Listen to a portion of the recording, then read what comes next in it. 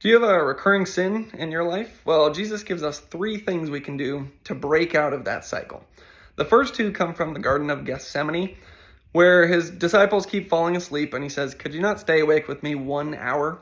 Watch and pray that you do not enter into temptation.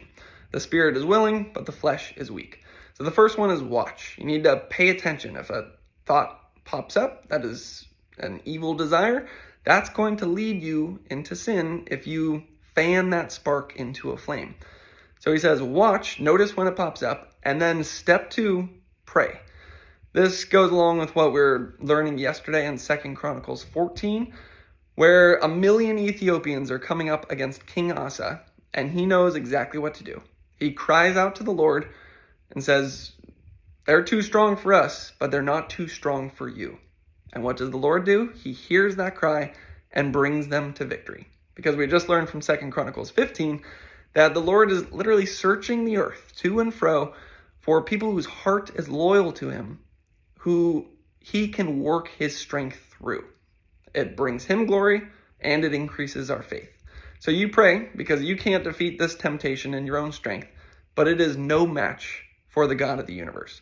And then number 3 comes from Matthew 5.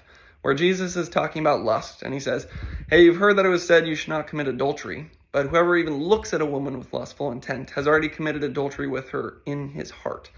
So then what does he say to do? If your right eye causes you to sin, tear it out. If your right hand causes you to sin, chop it off. What Jesus is saying is, don't flirt with temptation, don't mess around, don't treat it casually, put it to death.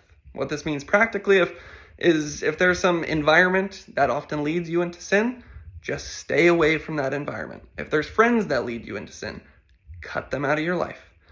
But ultimately, what I've learned today that I think was the best lesson is that the best way to not be enticed by temptation is just to draw close to God. Seek the Lord and be filled with the fruit of the Spirit that actually brings satisfaction. So as you draw close to God, you get love, you get peace, you get joy, you get self-control. And then all the things that the devil has to offer, like lust or power or fame, you know that those are just empty, rotten fruits that you're not hungry for because you're already satisfied with God.